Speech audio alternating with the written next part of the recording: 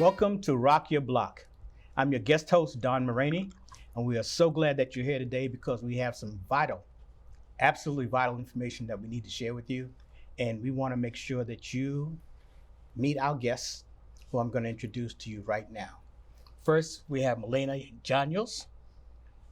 We have Maria Jose Padmore, and we have Buta Biberaj, who are going to share their aspects and points of views from their expertise with us today about why women need to be coming together and becoming actionable.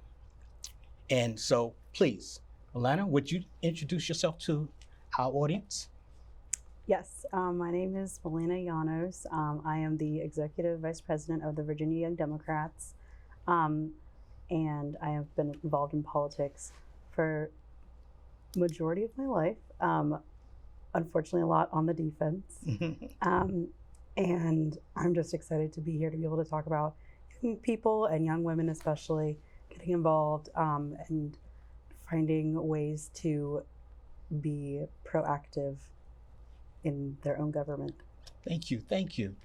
Maria Jose Padmore, how are you? I am doing fine, Don. Great. How are you doing? Please tell our audience who you are. Absolutely. My name is Maria Jose Padmore.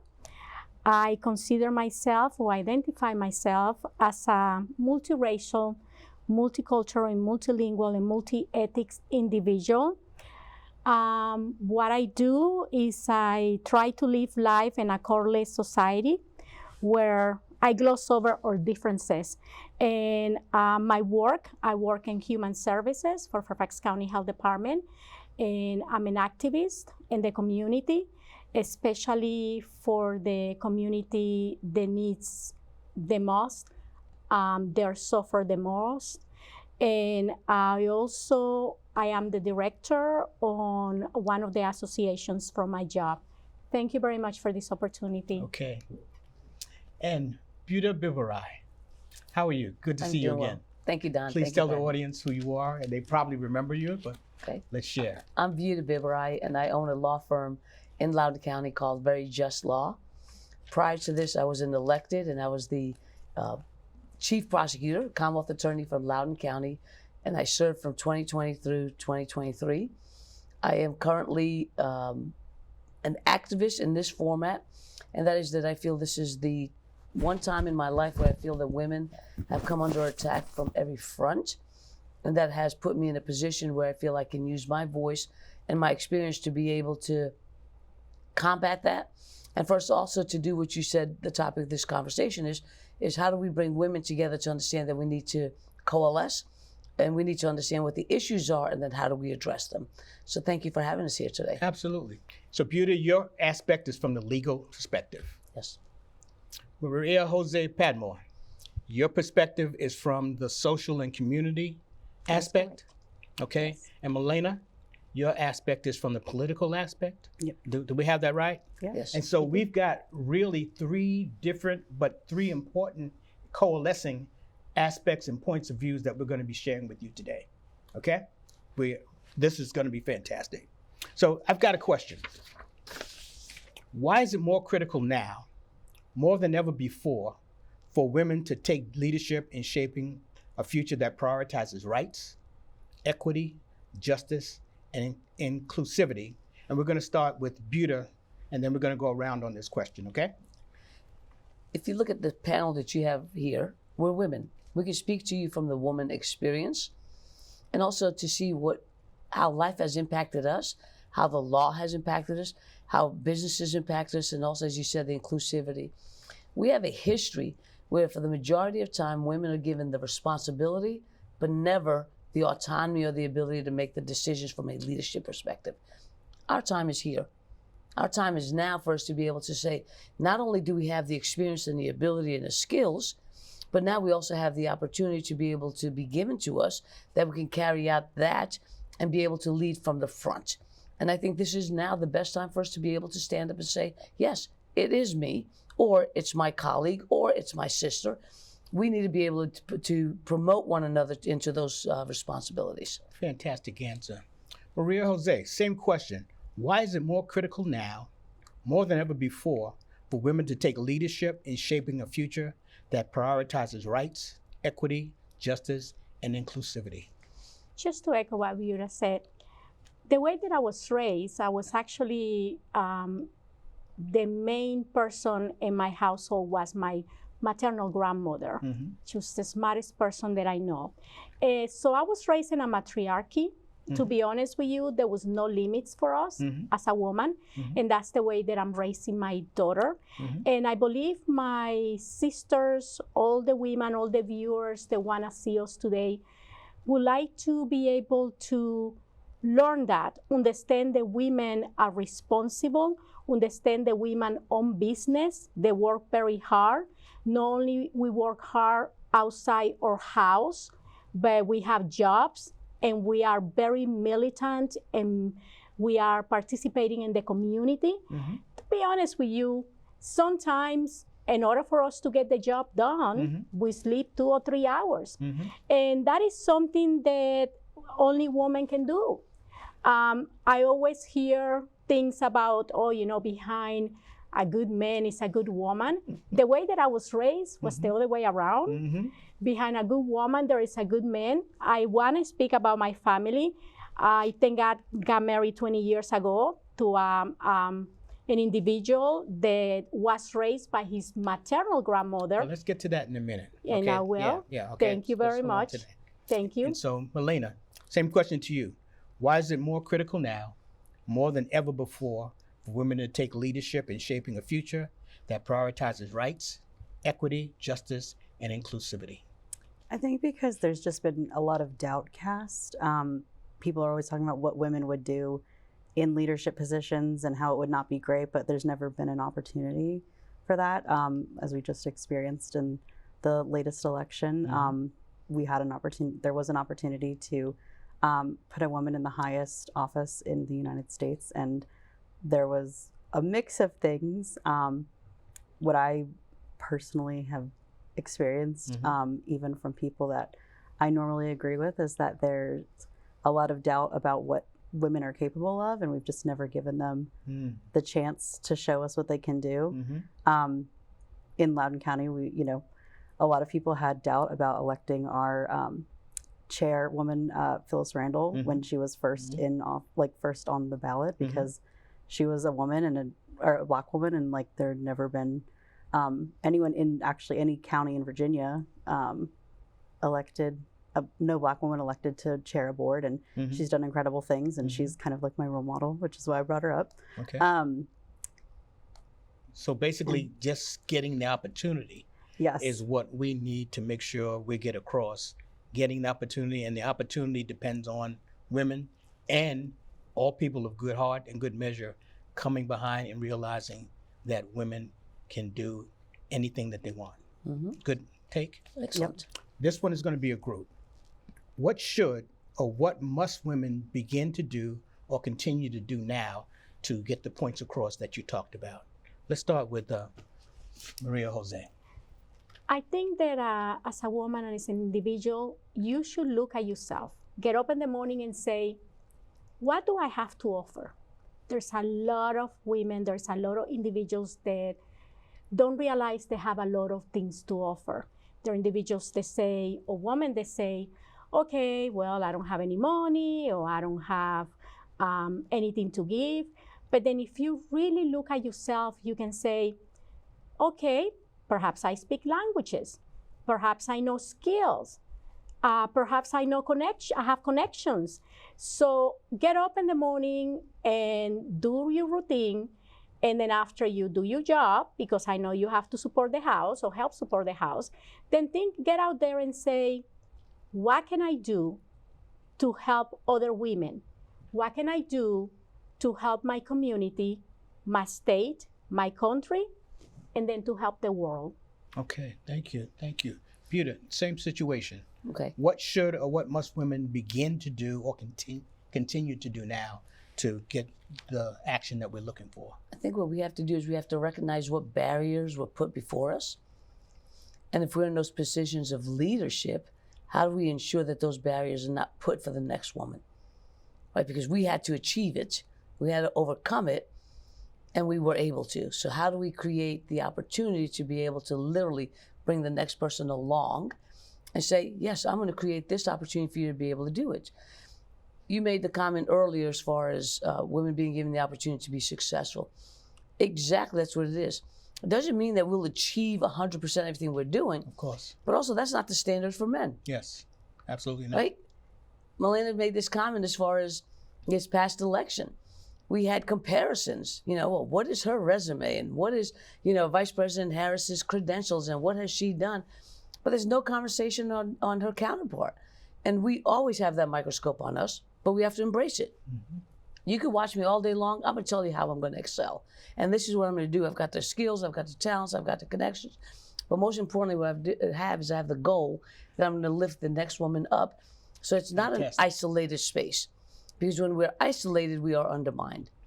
When we are together, then they see that it's a success of a whole gender, and then that gives us an opportunity to continue in that success building. Fantastic. A very smart lady just told me not too long ago, one pencil breaks easily, a group of pencils, almost impossible to break. That's excellent. Thank you, smart lady. Hello, Malena. How are you? Good. I've got the same question. What should or what must women do to continue to do now to affect what we're talking about? I think a lot of what Buta was saying of like bringing other people up is a starter. And also just not being afraid to serve as like mentors, even if it's in small ways. I think there's a lot of miseducation about certain things that people, like we kind of live in a society now where people are very like, oh, you don't know that, and don't want to explain it after. Mm-hmm. And someone like she'll sit with you and explain everything, mm-hmm. and like make sure you walk away like knowing it. Mm-hmm. So kind of acting as like not being afraid to take some sort of teaching role and just making sure everybody is up to speed on things. Mm-hmm. Not necessarily everything, but just not being, I guess, just encouraging each other. Mm-hmm. Even just suggesting like, hey, actually I don't know everything, but I was reading this book and I want to share it with you, and things like that. Fantastic. We're going to take a break. We'll be right back. Folks, best conversation we've ever had. Women, men, all people of good conscience, please come back. Let's engage. We'll see you in a couple of minutes. Thank you. What about my privacy? It's protected. And the music I listen to. Protected.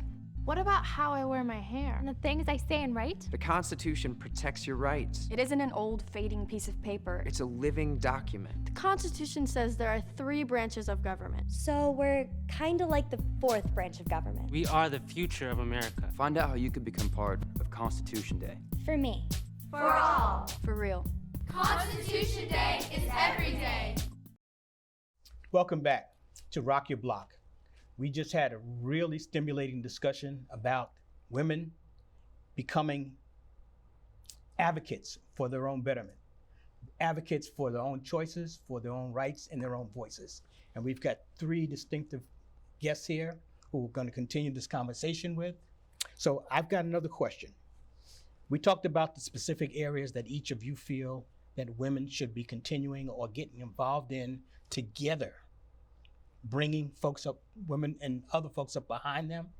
So my question is, for each of these areas, for each of you, why is that area important to women for their lives, their families, and their futures? I'm going to start with Malena.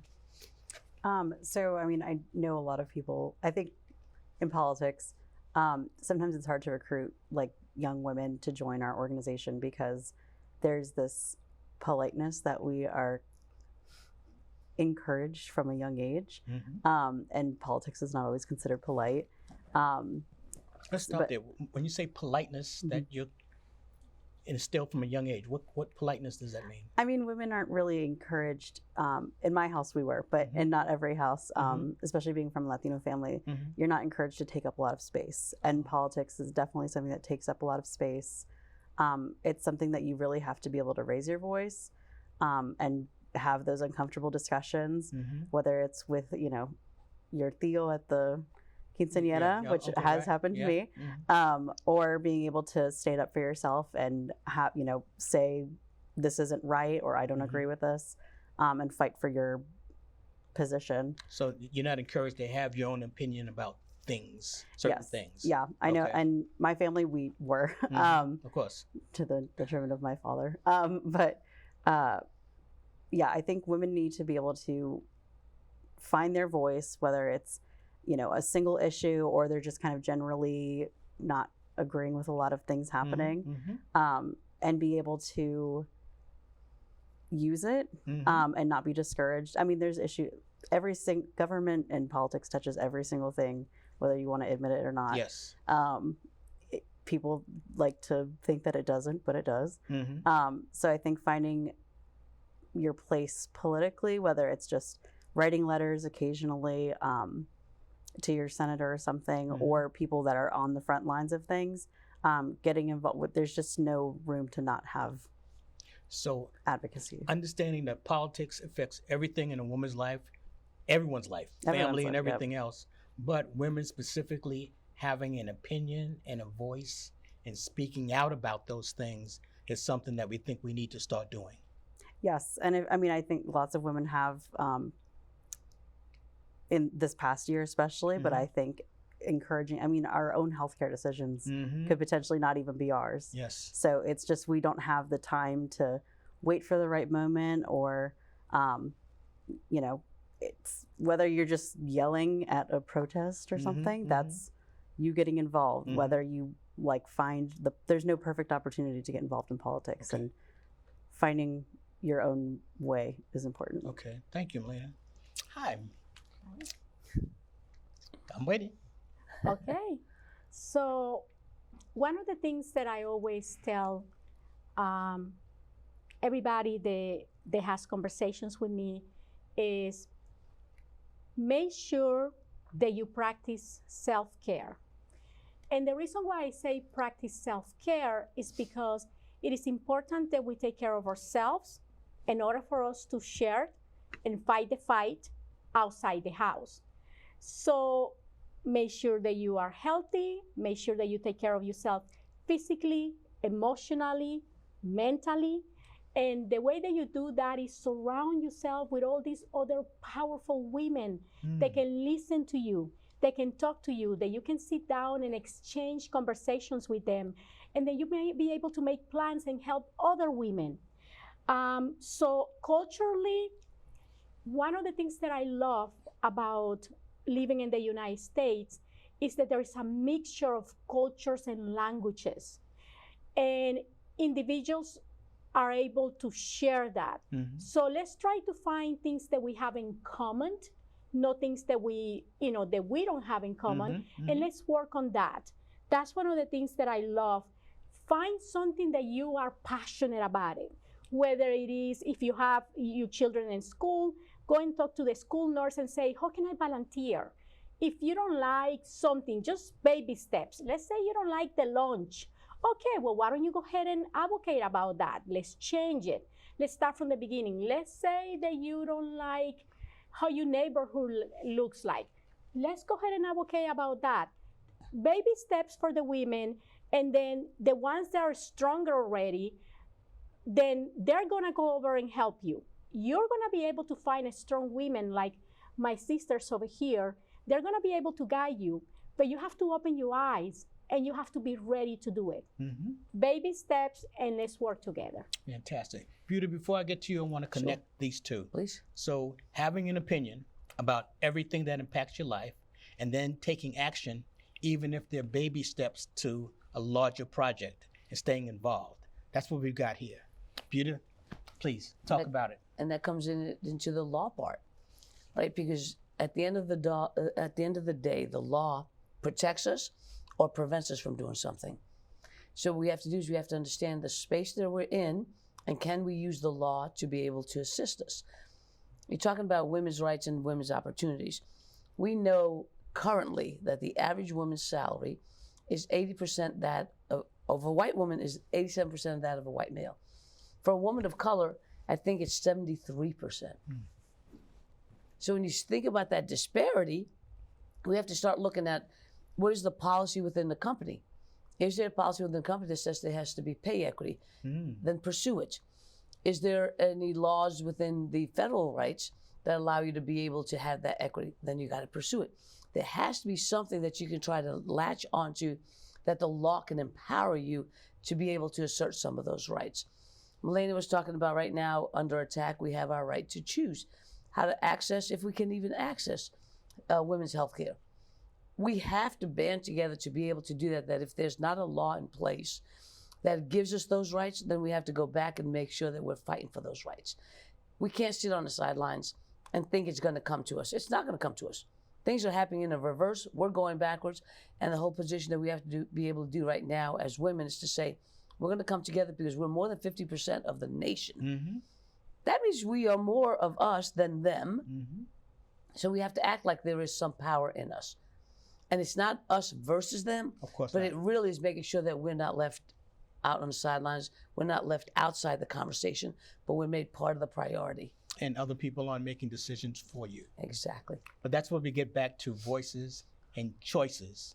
So we have to have an opinion. Mm-hmm. We have to surround ourselves by other folks who have opinions and can help us solidify opinions. And then we have to put those opinions to work so that it protects and becomes effectual. Is that Yes. that a good way? Mm-hmm. Good. So the next question for that is, in each of these areas that we've talked about, how should women approach affecting change and in those areas that impact their lives? How? So we talked about why, what. The question is how do we do it? If Let's I start may- with if I you. may- Yes, please. I think the answer was already given to you by Maria Jose. Get engaged, right? Whatever your space is or whatever your irk is, start in those circles, right? You don't have to start from day one trying to change the whole world if that's just too massive. So then what you end up doing is you work in those spaces that you have closest to you. But as you're doing that, you're gaining allies, right? It's going to be other women, it's going to be men, it's going to be people who've got different cultures, but just coming in to be able to solidify that, because usually if you have that concern, it's shared by others. By you using your voice, you're empowering others to use their voice. That's how we get democracy, right? Is to be able to come together and say, we need to make and effectuate these changes. So that would be really the thing, is start where you are. Start where you are. Okay, love that. Maria Jose, please. 100%. We have to stick together. Where I work, and I've been doing this job for 21 years, I'm in human services for Fairfax County Health Department. And when I started it 21 years ago, there was so much division when I came in. And now we all are united. We help each other. Great. Whenever we see an opportunity for somebody that is good, we go ahead and say, hey, they're hiring over here, they're doing this. And we have this positive attitude in our office that when somebody new comes in, they go ahead and become positive.